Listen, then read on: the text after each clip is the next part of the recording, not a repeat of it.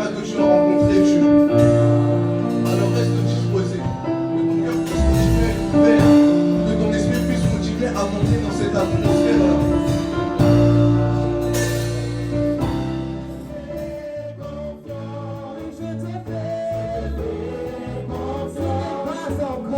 Tant qu'il n'a pas dit les derniers mots, ce n'est pas encore fini pour toi. Tant que tu as le souffle de vie, ce n'est pas encore fini pour toi.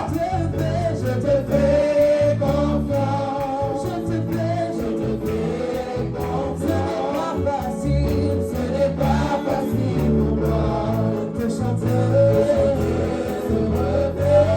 Je te fais confiance. Je te fais confiance. Ce n'est pas encore fini. Ce n'est pas encore fini. Déjà, c'est pour merci pour le souffle de vie que tu as. J'éternel, accordez que ce soit la France et ce matin. Je prie que tu lis ma chair et que mon esprit s'accorde au ciel. Je prie que ma bouche soit ta bouche, mes yeux soient tes yeux, mes oreilles soient tes oreilles et la main ta main. Je prie que la fenêtre que je parle, Seigneur, comme je veux, que je ne rajoute point et que je porte sur toi. Je promets, Seigneur, de te rendre la gloire et l'honneur qui t'est dû. Sois exalté, sois magnifié, et que toute l'honneur et la gloire te reviennent. Amen.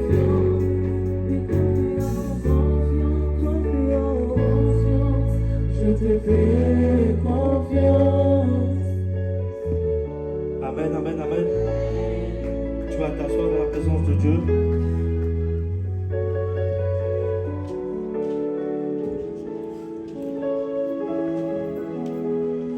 Groupe musical, merci.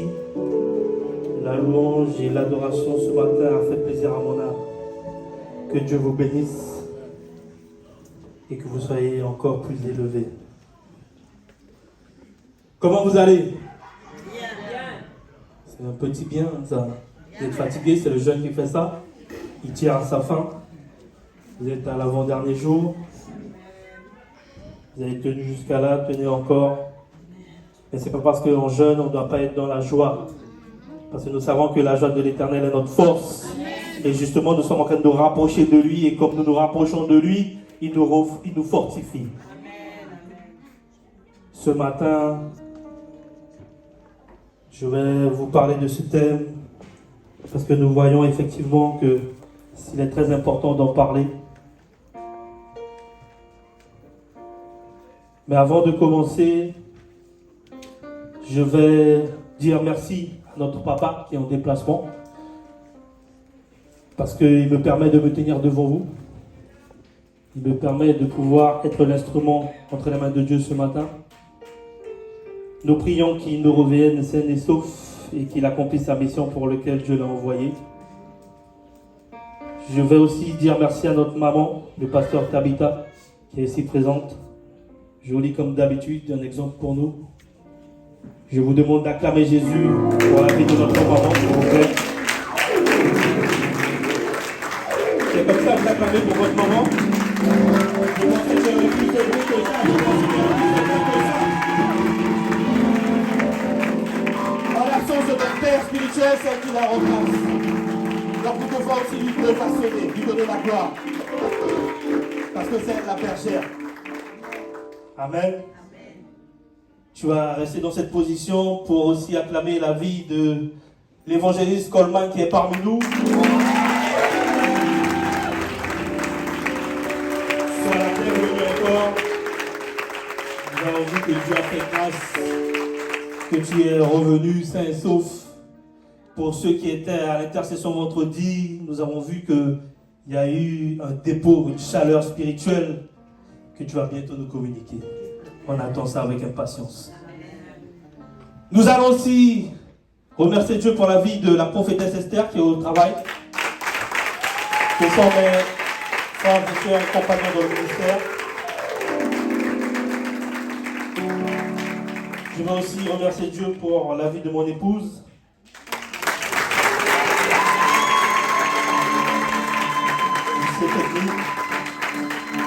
Et tu vas remercier Dieu pour ta vie à toi.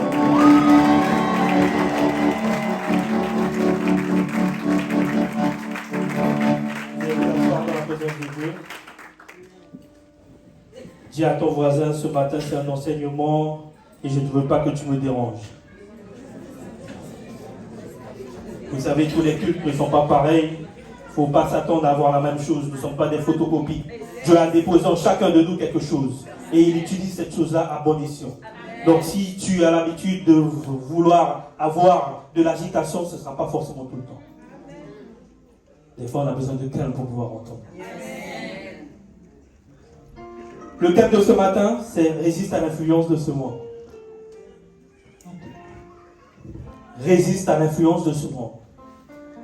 Est-ce que ça vous parle? Chaque chrétien doit faire une analyse pour voir si sa vie plaît à Dieu. Et pour bien comprendre ce contexte, nous allons voir pas mal de définitions. Parce que peut-être il y a certains mots que tu entends, mais tu ne comprends pas vraiment le sens de ce mot-là. Mais là, cette définition, nous allons prendre le thème à l'envers. C'est-à-dire que je vais déjà commencer par te définir qu'est-ce que le monde. Si la personne qui fait la lecture peut préparer déjà Jean 17, le verset 14 à 15, on puisse pouvoir la lire. Donc je vous laisse le temps de prendre votre Bible, de noter ce passage. Jean 17, le verset 14 à 15. Jean 17, le verset 14 à 15. Je leur ai donné ta parole, et le monde les a détestés, parce qu'ils ne sont pas du monde, tout comme moi. Je ne suis pas du monde. Je ne te demande pas de les retirer du monde, mais de les préserver du mal. Amen. Je peux encore relire, s'il te plaît. Je leur ai donné ta parole, et le monde les a détestés, parce qu'ils ne sont pas du monde, tout comme moi. Je ne suis pas du monde. Je ne te demande pas de les retirer du monde, mais de les préserver du mal. Amen. Donc ce passage-là, il est très clair. La parole de Dieu dit que la parole a été donnée, mais nous n'avons pas accepté cette parole. Pas nous, pour ceux qui ne l'ont pas acceptée. C'est par la grâce de Dieu, je pense que tous parmi nous l'avons accepté. On va prendre la définition du mot monde.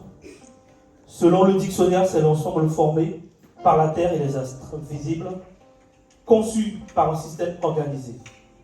C'est l'ensemble de tout ce qui existe. Le mot monde a plusieurs sens, plusieurs connotations, selon la Bible. La parole de Dieu m'indique qu'il y a 3 sens du mot monde. Le premier monde, c'est le monde qu'on connaît tous, c'est le cosmos. Le cosmos, c'est le monde créé par Dieu. Le cosmos, c'est le ciel, la terre, la mer, ce qu'on appelle l'univers. Mais ce n'est pas de ce monde-là qu'on va voir aujourd'hui, on va parler aujourd'hui. Le deuxième monde, c'est le monde humain. Le monde humain, c'est le monde qu'on retrouve dans Jean 3, verset 16, car Dieu a tant aimé le monde, c'est-à-dire nous, qu'il a donné son Fils unique. C'est la terre habitée par les hommes. Le troisième monde, c'est ce monde-là qui va nous intéresser aujourd'hui. C'est le monde opposé à Dieu, que l'on va appeler la société. Qu'est-ce que la société? La société, c'est l'ensemble d'êtres humains vivant en groupe organisé. Vous voyez qu'il y a bien souvent le mot organisé revient souvent. Que l'on va définir par l'être humain et appeler le système du monde. C'est le monde sans Dieu. C'est ce monde-là qui va nous intéresser aujourd'hui. Nous savons que dans la parole de Dieu, il est écrit dans 1 Jean 5, verset 19, que le monde entier est sous la puissance du diable. Mais là, ce monde, c'est le monde dont on parle, c'est celui qui ne connaissent pas Dieu, qui n'ont pas accepté Dieu. C'est le non-chrétien. Je veux te dire que ce matin,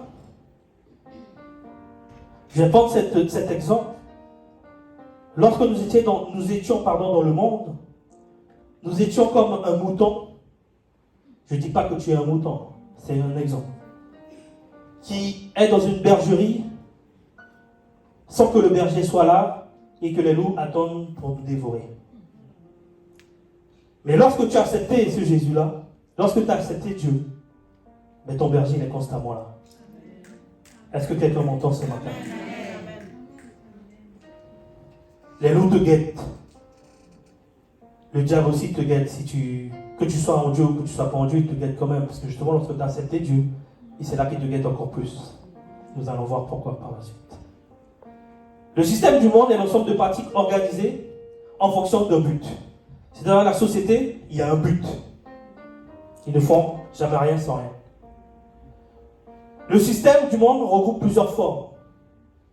On va voir que le système du monde, il y a la cupidité, donc la société.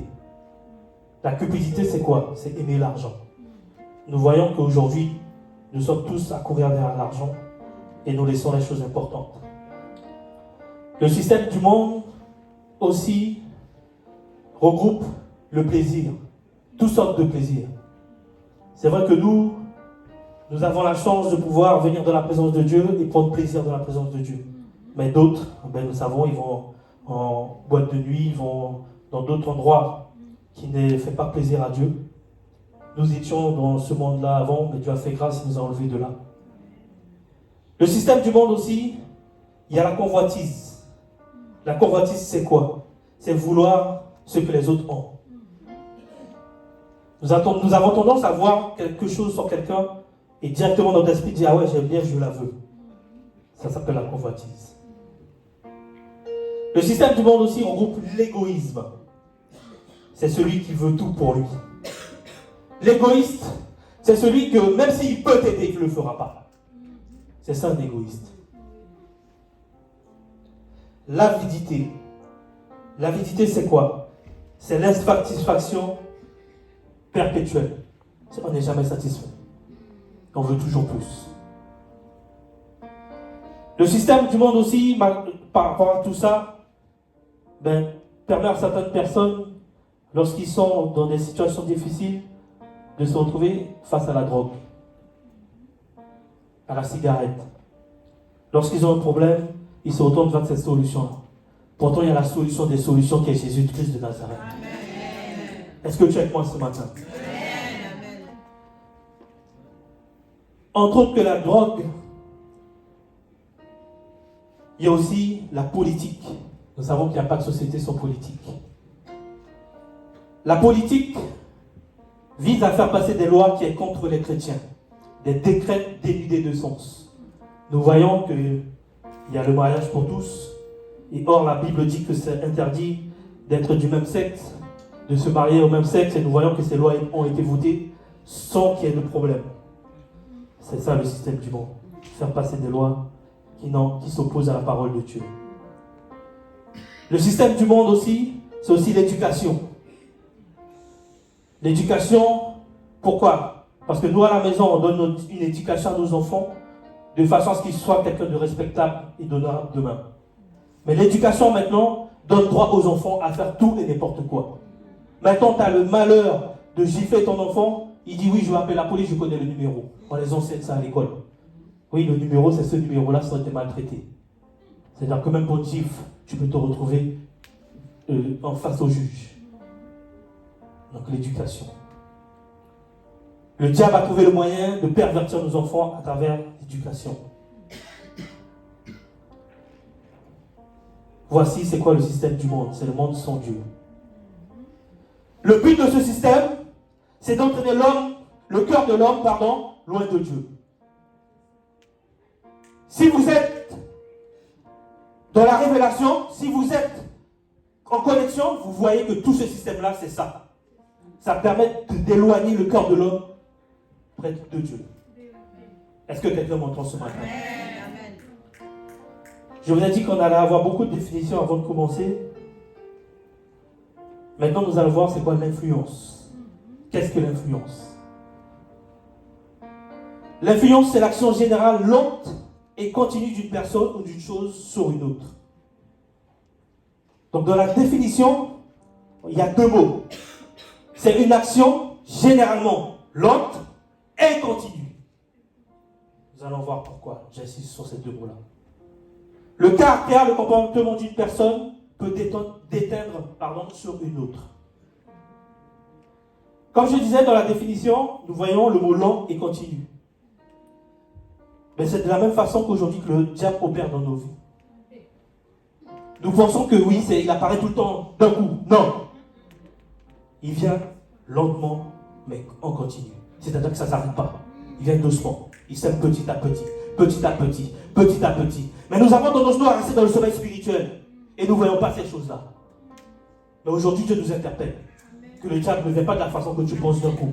Il vient petit à petit. Et continuellement. C'est-à-dire qu'il ne s'arrête pas. Si vous voulez avoir une image, vous prenez l'image de la tortue. La tortue, elle va prendre son temps. Mais elle va arriver où elle va aller. Elle va aller doucement. Elle va aller doucement. Elle va aller doucement. C'est de la même façon que le diable, il va aussi avec toi. Il va petit à petit. Doucement. Doucement. Doucement.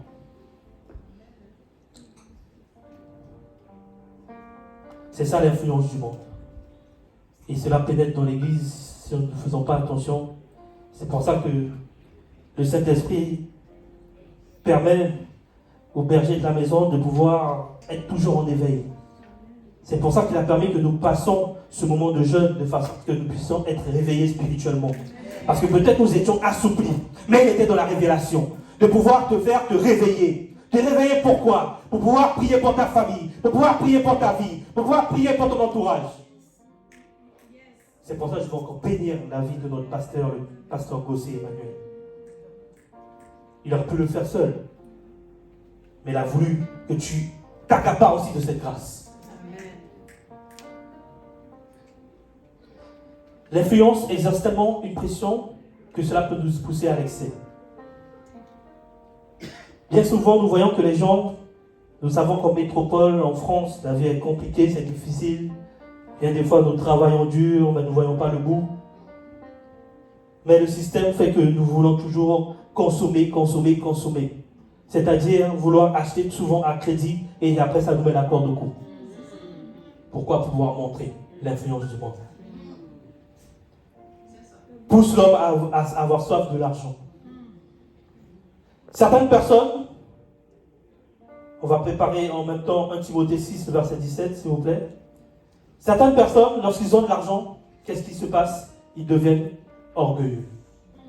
Dieu ne dit pas qu'il est contre l'argent. Parce que nous savons que le roi Salomon était riche, très riche. Et la parole même dit qu'il n'y a aucun homme sur la terre qui sera plus riche que lui. C'est-à-dire même au siècle maintenant, tous les milliardaires, millionnaires qu'on entend, Salomon était le plus riche selon Dieu. Donc ça veut dire que la richesse, Dieu agrée. Mais il faut savoir comment gérer cette richesse. Quel comportement avoir durant cette richesse. Il ne faut pas que cette richesse te fasse devenir orgueilleux. On ne peut même plus te parler. Maintenant, tu ne te sens plus. Limite, quand on te regarde, tu planes, tu voles. Mais n'oublie pas que de la même façon que Dieu t'a donné, il pourra faire en sorte qu'une situation vienne et reprenne tout. Tu peux aussi avoir l'argent et savoir que l'argent ne résout pas tout. Il y a des hommes qui étaient très riches qui sont morts parce qu'ils avaient une maladie que même l'argent ne pouvait pas traiter. Ils avaient les meilleurs médecins, qu'on va dire, du monde. Parce que nous savons que le meilleur médecin par excellence, c'est Jésus. Mais malgré ça, l'argent est resté là et ils sont partis. Mais s'ils sont partis avec Dieu, tant mieux. Mais s'ils sont partis sans Dieu, c'est compliqué. On peut lire le passage, s'il te plaît. 1 Timothée 6, le verset 17. Recommande aux riches du siècle présent de ne pas être orgueilleux et de ne pas mettre leur espérance dans des richesses incertaines, mais de la mettre en Dieu qui nous donne avec abondance toutes choses pour que nous en jouissions. Donc vous voyez, je ne me base pas selon les dires, mais selon la parole de Dieu. Recommande aux riches du siècle présent de ne pas être orgueilleux et de ne pas mettre leur espérance dans la richesse, car elle est incertaine. Mais de la mettre où? Je ne vous entends pas. De la mettre où? En Dieu. Le système du monde fait que le chrétien aime transformer la vérité. On appelle ça l'apostasie. C'est-à-dire que la parole dit quelque chose, mais toi tu l'interprètes autrement. Est-ce que quelqu'un m'entend ce matin? Les chrétiens aiment l'église où il y a les miracles, où il y a l'onction, où lorsqu'on vient, les chaise se cassent. C'est ce que les chrétiens aiment. Mais ils n'aiment pas entendre la véracité de la parole. Ils n'aiment pas prier. Ils veulent juste pour pouvoir être dans l'onction, sous l'onction. C'est vrai que l'onction est bien, mais la parole est encore mieux. Parce que nous savons que dans la parole, la Bible dit que la parole, elle était, elle est et elle restera. Nous savons que c'est cette parole-là qui nous conduit, c'est cette parole-là qui nous guide. C'est cette parole-là qui nous transforme. C'est cette parole-là qui nous guérit. C'est pas l'onction. Il y a des pasteurs qui prêchent pour satisfaire le cœur de l'homme et non celui de Dieu. Heureusement, à la MCEC, on n'est pas dans ce type de société. Que tu veuilles, que tu ne veuilles pas, on va prêcher la parole de Dieu. Que tu sois d'accord, que tu ne sois pas d'accord, on va prêcher la parole de Dieu.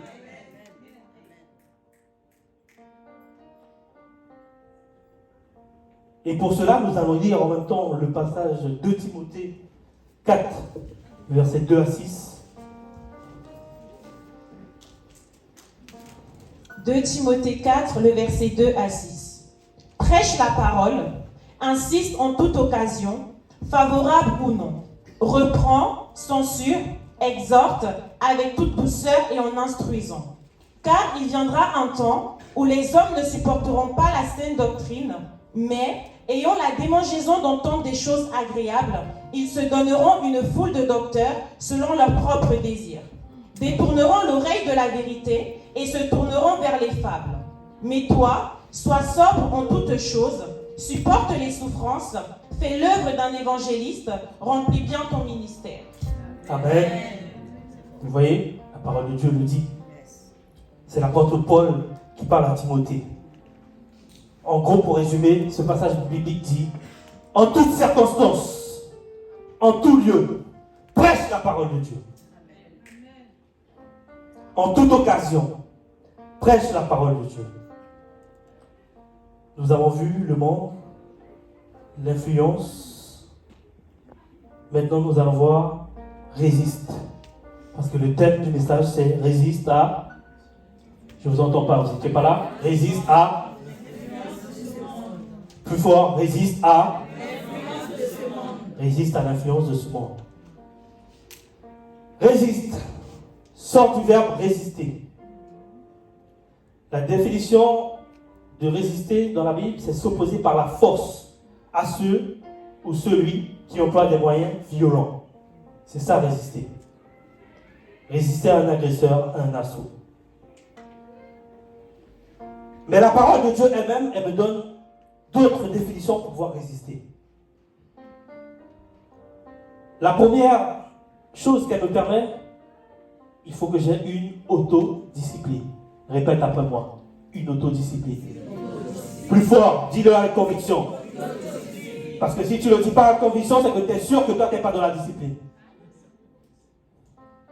Je l'ai dit en amont, la parole de Dieu dit: prêche la parole, je prêcherai. On doit avoir une autodiscipline. L'apôtre Paul dit en 1 Corinthiens 9, le verset 27, mais je traite durement mon corps. Il sait pourquoi il traite durement son corps. Je le tiens assujetti de peur d'être moi-même rejeté.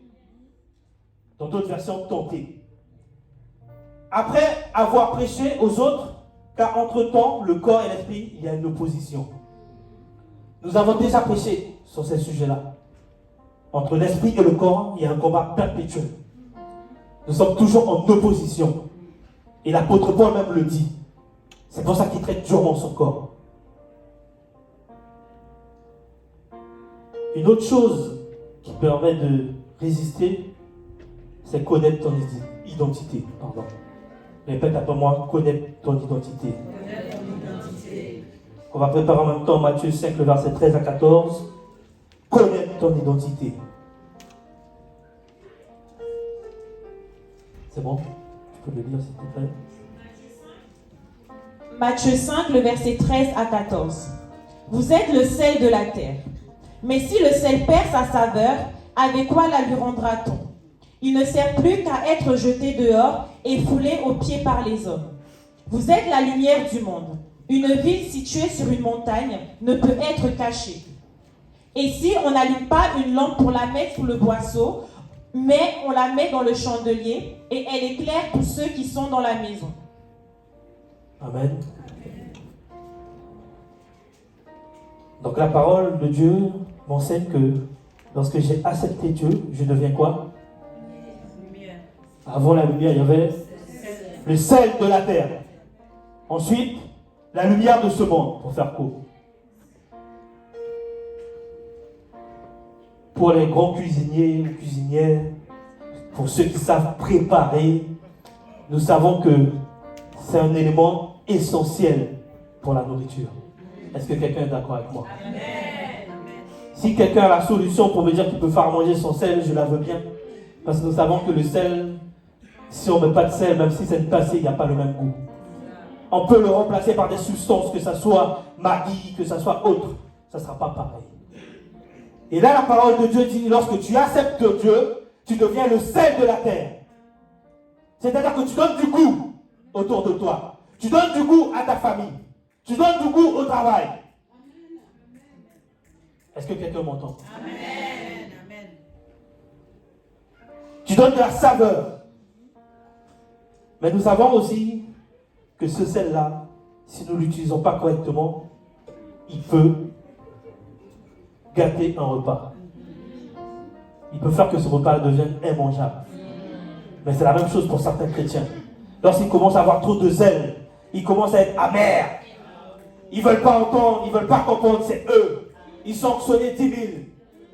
Mais la parole de Dieu dit, tu es le sel de la terre, tu dois avoir un bon goût. Tu dois être dosé. Dans certaines situations, tu dois entendre. Dans certaines situations, tu dois comprendre.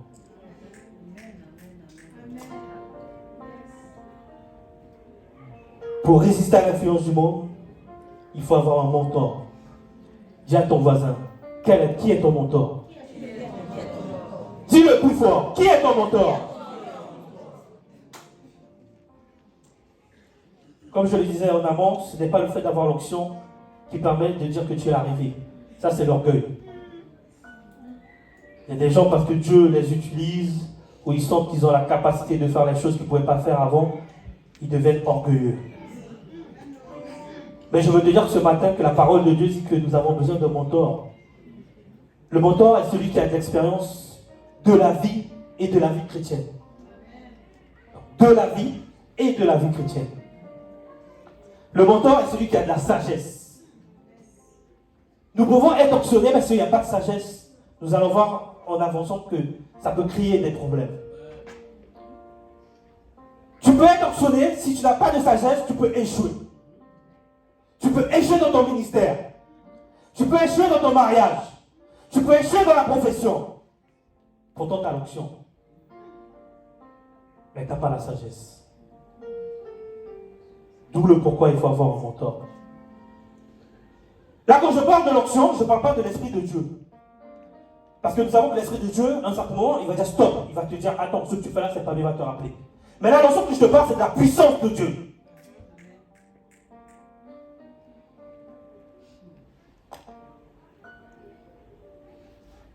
Je vais prendre quelques exemples, pour que tu puisses bien comprendre mes propos. Nous savons que David, il était onctionné.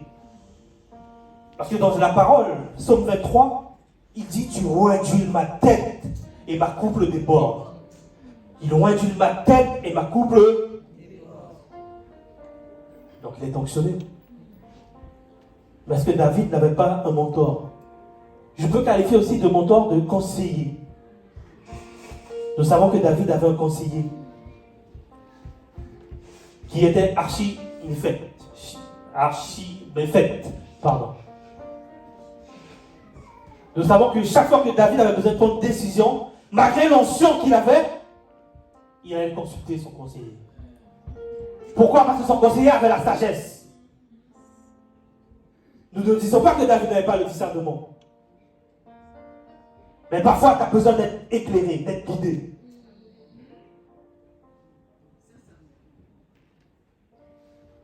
Nous voyons aussi que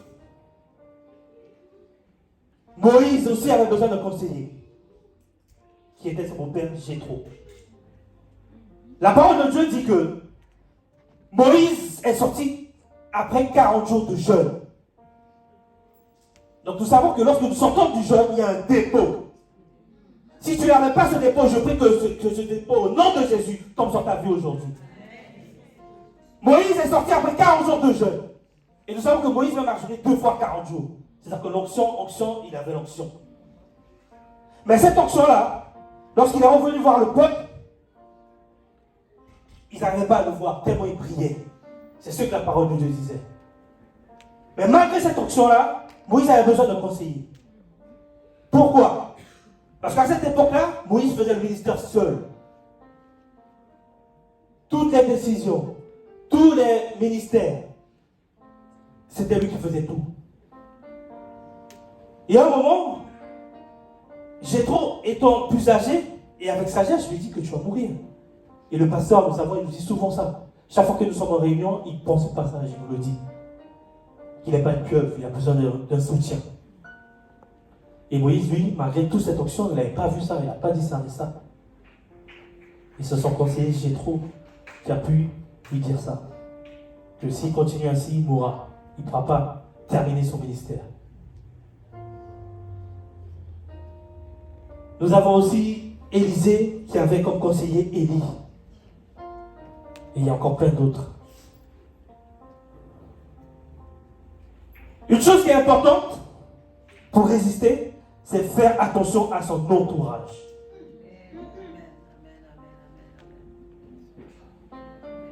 Tu dois faire attention à ton entourage.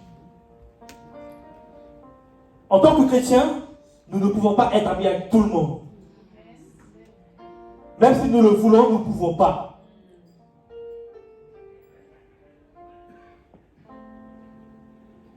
Car 1 Corinthiens 15, verset 33 à 34 dit, ne vous y trompez pas, les mauvaises compagnies corrompent les bonnes. C'est la parole de Dieu qui le dit.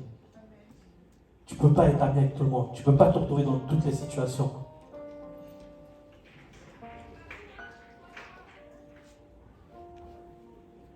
La parole de Dieu, après avoir compris tout ça, identifie le chrétien à un soldat. Nous savons qu'il y a plusieurs combats à mener sur cette terre. Déjà, il y a le combat entre la chair et l'esprit, mais il y a le combat aussi contre le monde des ténèbres. Et surtout, dès que tu deviens enfant de Dieu, que tu le veuilles ou pas, tu es en combat. Parce que lorsque tu es de l'autre côté, tu n'es pas en combat, parce que tu es déjà de l'autre côté, tu es dans le camp de l'ennemi. Mais une fois que tu traverses, sache qu'il y a un combat qui commence. Que tu le veuilles, que tu ne le veuilles pas, il y a un combat qui commence. Le diable déteste les chrétiens, car lui, il a été précipité sur la terre. Il a pu voir toutes les merveilles qu'il y avait dans le ciel. Il a pu goûter à ces choses-là. Mais il sait qu'aujourd'hui, ces choses-là ne sont plus accessibles. C'est pour ça qu'il déteste les chrétiens. Parce qu'il veut nous empêcher justement d'accéder à ces choses-là. Est-ce que tu vas le laisser faire? Son but, c'est d'empêcher un grand nombre d'y accéder. Je veux te dire ce matin, tu vas passer des épreuves. C'est normal. Mais ces épreuves-là sont nécessaires.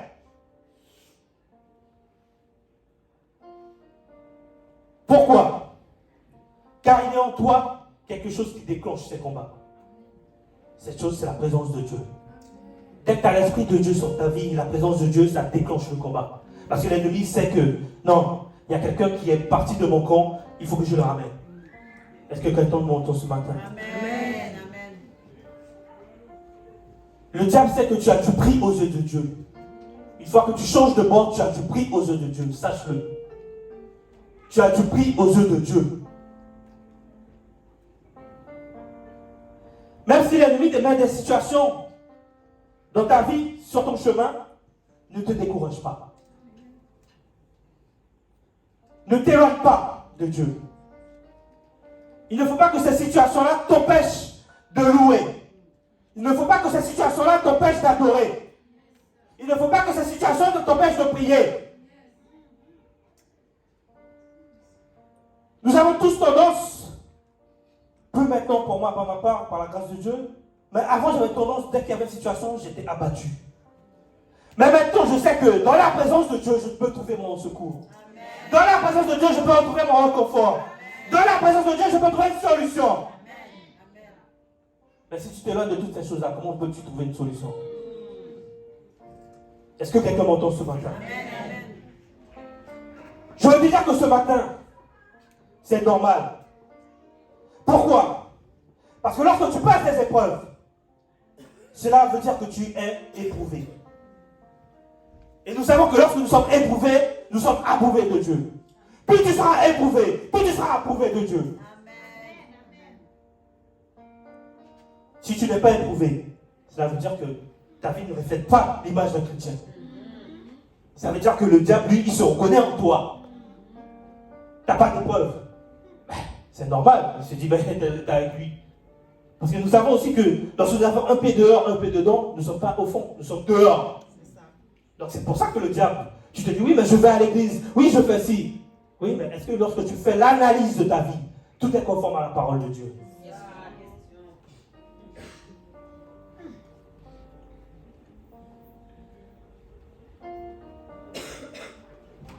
Maintenant, nous allons voir comment résister à l'influence de ce monde. Si je vous pose la question, quelle est l'arme la plus puissante que Dieu nous a laissée? Vous me répondez quoi? Certains disent la prière, le Saint-Esprit. La plus grande arme d'un chrétien, c'est le nom de Dieu. Est-ce que quelqu'un m'entend ce matin? La plus grande arme d'un chrétien, c'est le... Je ne vous entends pas. Le nom de Dieu. Philippiens 2, verset 10 dit, au nom de Jésus, tout genou fléchisse. Sur la terre, dans les cieux ou sous la terre. Parfois, vous êtes dans des situations où le premier réflexe c'est Jésus. La situation change. Ça vous est jamais arrivé? Parfois même vous dormez. Vous êtes dans un combat. Juste le fait de penser Jésus. Le rêve s'arrête et vous voyez que vous avez la victoire. C'est-à-dire que si tu ne peux pas le dire verbalement, mais au fond de toi, crie Jésus, la situation va changer. Est-ce que quelqu'un m'entend ce matin? Nous allons voir deux points importants qui vont te permettre de résister à l'influence de ce monde. Le premier point, c'est la présence de Dieu. C'est ça le premier point qui te permet de résister. Parce que nous avons vu en amont que lorsque nous n'avons pas Dieu dans notre vie, nous sommes de l'autre côté. Donc si tu veux pouvoir résister à l'influence de Dieu, tu dois être dans la présence de Dieu. C'est l'une des armes les plus importantes. Tu peux tout perdre, mais ne perds pas la présence de Dieu. Nous voyons que un soldat qui est bien armé, qui est prêt pour le combat, physiquement, la parole de Dieu m'enseigne que ce n'est pas lui le plus dangereux. Mais la parole de Dieu m'enseigne que c'est le soldat qui laisse Dieu combattre pour lui qui est le plus dangereux. Nous le voyons avec David et Goliath. Lorsque David a été pour se battre, tout le monde le regardait et disait, mais ce petit-là, il va où? Mais lui, il avançait. Pourquoi? Parce qu'il était dans la présence de Dieu. Il avait Dieu avec lui. Et il avançait. Quelle est cette circoncis qui vient devant moi avec ses lances et ses javelots? Et pourtant, nous savons que Goliath était bien bâti. Il était armé. Mais David a fait une lance, oui, et des pierres. Ce matin, qui combat pour toi? Qui combat pour toi? Ne laisse pas la chair, ne laisse pas ton corps dominer. Reste dans la présence de Dieu. Il n'y a pas de grand soldat sans la présence de Dieu. Il y a des situations dans ta vie où si ce n'était pas Jésus qui était intervenu, tu ne sais pas comment tu as pu trouver une solution. Est-ce que quelqu'un m'entend ce matin? Tu n'aurais pas trouvé de solution. Tu étais désespéré. Tu t'es tourné vers une famille. Tu t'es tourné vers ta mère, vers ton père, vers tes soeurs. Pas de solution. Mais Jésus-Christ de Nazareth a suscité une personne pour pouvoir t'aider. Mais tout ça, c'est la présence de Dieu. Je vais donner un petit témoignage en même temps. Et je veux bénir aussi en même temps la vie de ma soeur Sylvia Kassubi. Parce que comme beaucoup le savent, je suis en formation. Dieu est en train de me préparer à de grandes choses, comme il avait dit dans sa parole. Donc là, je suis en formation qui dure quasiment 2 ans. Et je suis passé à Orléans. Je suis en Île-de-France. Donc une partie de la semaine, je suis en déplacement. Mais cette formation-là, il y avait un coût. Et par rapport à la date de la formation, je n'ai pas pu avoir d'aide où je cotise en tant qu'indépendant. Et donc, je suis aussi en partie, en temps partiel, dans la fonction publique. Et nous savons que la fonction publique, les formations, ils ne financent pas ça, que celles qui sont propres à eux. Cette formation-là, elle avait un coût. Et la solution, on a cherché plein de solutions. On a regardé, on a fait des calculs. Les calculs étaient compliqués. Et par la grâce de Dieu, en priant, on a pu trouver une solution. Et là, la formation, elle est quasiment totalement payée. Dieu ne m'a pas fait avoir honte. Parce que lorsque j'ai été faire mes tests, parce qu'il y avait des tests d'entrée pour pouvoir se positionner, pour savoir si tu avais le niveau. Lorsque j'ai été faire mes tests, la personne qui m'a eu m'a dit oui, tu as largement le niveau pour venir. Mais comment tu vas faire pour payer la formation? C'était ça sa préoccupation. Je lui ai dit, t'inquiète pas, si tu m'acceptes dans la formation, je te paierai ta formation. Et nous, on avait déjà trouvé une solution, ça, on allait vraiment plus se serrer encore la ceinture pour payer par mois, mais c'était un montant élevé. Et en priant, j'ai dit à Dieu, permets-moi de pouvoir trouver une facilité pour que ça soit moins important. Mais il faut que je paye la formation. Je peux vous dire qu'aujourd'hui, nous sommes 10. Parmi les 10, il y a d'autres, ils sont des chefs d'entreprise, c'est-à-dire eux, ils ont l'argent, même, plus même, ils ont l'argent. Aucun n'a payé la formation. Parce qu'ils attendent les aides, ils attendent ci, ils attendent ça. Et le formateur lui-même, il a dit un jour, je ne m'attendais même pas. Il a dit, vous savez, dans toute la formation, il n'y a qu'un seul qui a payé sa formation. Tout le monde me regarde. Sachez qu'il y a des situations où Dieu vous fera être élevé. Là, maintenant, je vois que le regard des gens, il change. Ils disent, mais hey, tu fais comment? On sait que tu travailles en même temps la formation, tu travailles ici, ça. J'ai dit, c'est la grâce de Dieu. C'est la grâce de Dieu. Et il renouvelle sans cesse mes forces. Encore un autre petit témoignage. Durant ce jeûne, je n'ai pas demandé grand-chose à Dieu. Juste pouvoir jouer de l'instrument. J'ai toujours voulu jouer. Et je vois qu'il est en train de faire grâce encore. Donc celui qui s'accroche vraiment à Dieu, qui espère vraiment en Dieu, qui met sa foi en Dieu, il verra la solution à son problème. Mais celui qui parle que de la bouche, il ne verra rien du tout. C'est les chrétiens d'aujourd'hui. Ils aiment parler de la bouche. Ils parlent seulement. Mais Dieu ne fait pas. Et comment tu veux qu'il fasse? Tu n'as pas foi. Tu ne crois pas. Tu veux juste montrer, impressionner. Moi, je ne suis pas dans les impressions ni les émotions. C'est pour ça que parfois, il y a des gens qui pensent que je suis à part, je veux garder mon salut. Je sais d'où il m'a enlevé. Et je sais où je ne veux pas retourner. Le deuxième point, les armes spirituelles. Éphésiens 6, le verset 11 à 17, nous voyons que Dieu nous savait qu'il y avait un combat qui nous attendait. Donc c'est pour ça qu'il nous a laissé ces armes, pour pouvoir nous équiper. Nous le connaissons tous. Nous avons la vérité pour ceinture. La ceinture symbolise la force et la véracité de la parole. Parce que c'est écrit la vérité pour ceinture. Donc la ceinture symbolise la force. Nous savons qu'un soldat, s'il n'a pas de ceinture et que son pantalon flotte, qu'est-ce que ça va faire? Ça va tomber.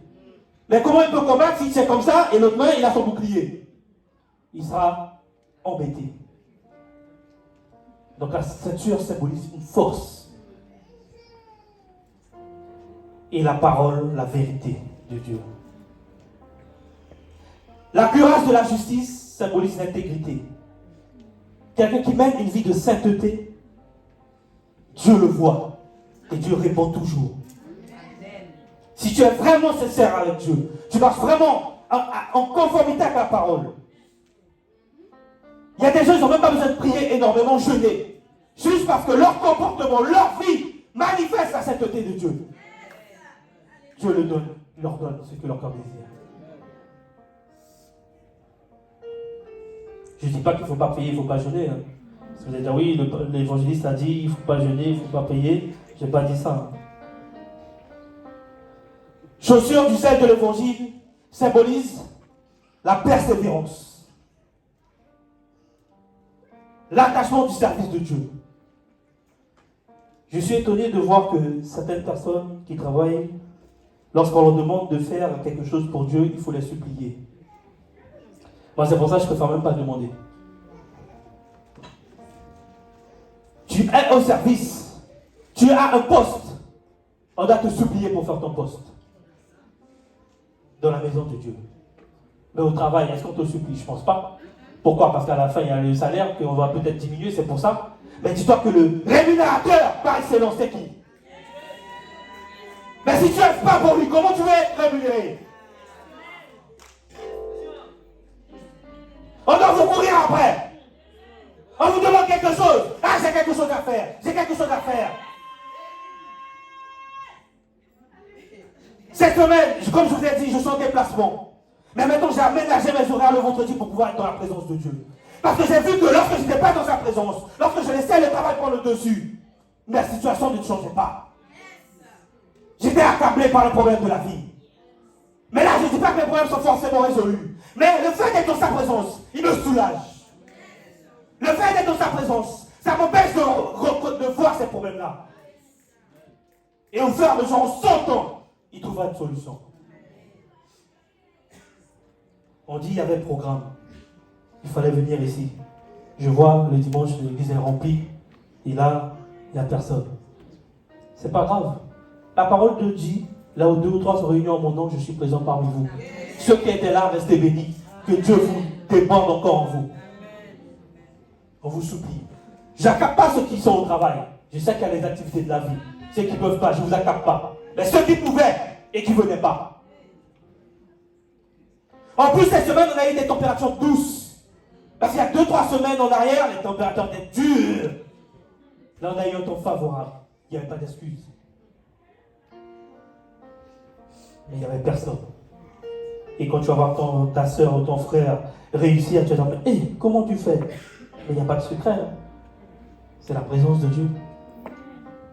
Il est resté dans la présence de Dieu.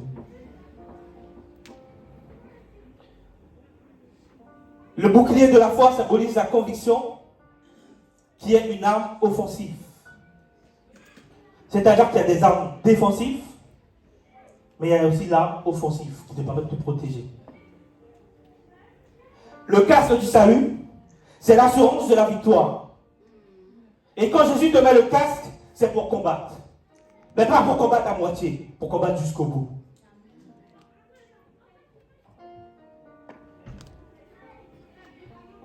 L'épée de la parole de Dieu est ton arme défensive. C'est cette épée-là que tu peux taillader dans les moments difficiles.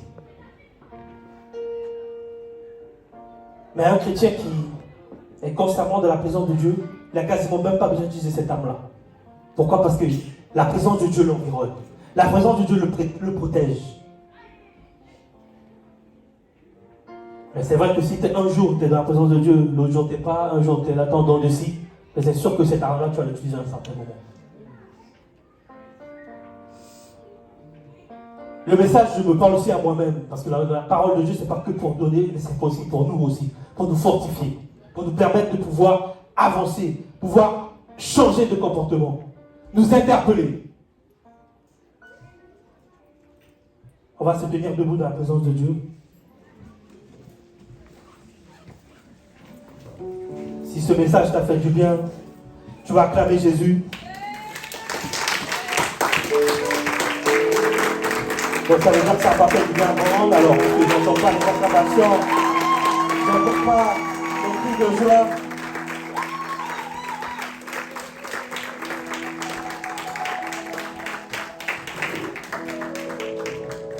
Donc ce message tombe à point nommé, puisque nous sommes dans le jeûne, c'est un moment où Dieu aussi fait des dépôts. C'est un moment où Dieu aussi va t'équiper. Tu as posé ta main droite sur ton cœur.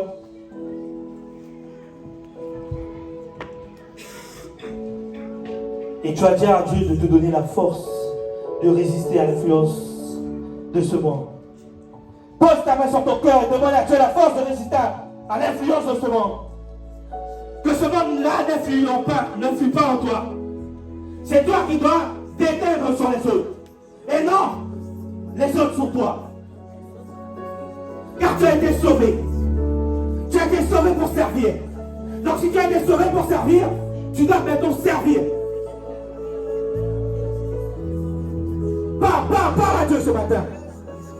Profite de cet instant, profite de ce moment. Si toutefois tu t'es reconnu en certaines choses, tu sens que tu n'étais pas d'accord avec la parole, demande à Dieu de changer. Mais ne demande pas avec la bouche, mais demande avec la profondeur de ton cœur. Je ne vous entends pas. Parle à Dieu ce matin. N'attends pas que je pose forcément les mains. Parce que nous savons que la parole dit que Dieu est présent parmi nous. C'est-à-dire qu'il n'y a pas besoin de passer à travers les mains pour te toucher. Toi-même, si tu pries vraiment à lui, il peut te toucher. S'il voit que vraiment ton cœur est disposé, s'il voit que vraiment tu es à l'écoute de la parole, il voit que vraiment tu veux changer, il peut intervenir.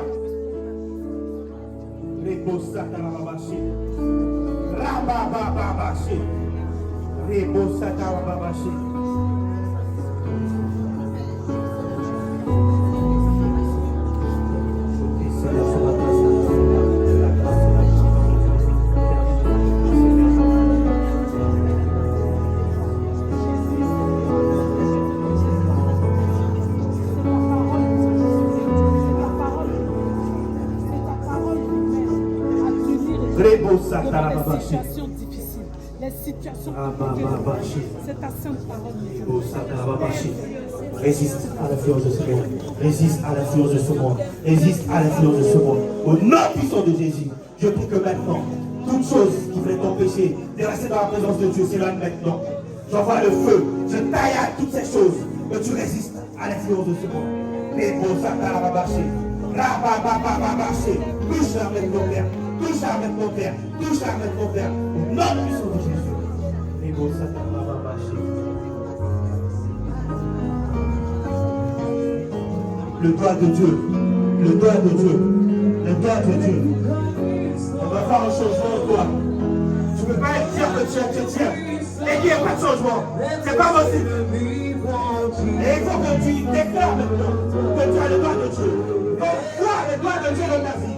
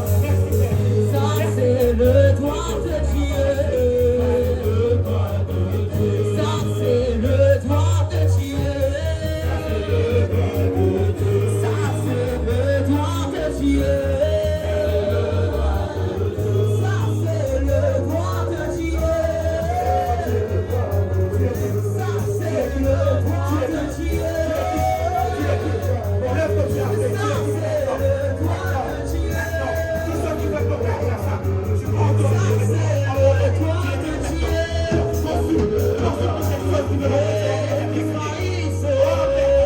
je prie, Père, on agite ton serviteur. Je prie au nom de Jésus. Je prie au nom de Jésus. Qu'elle ramène sa famille à Christ. Je prie au nom de Jésus. Que Père Daniel, tu laisses la vie continuer.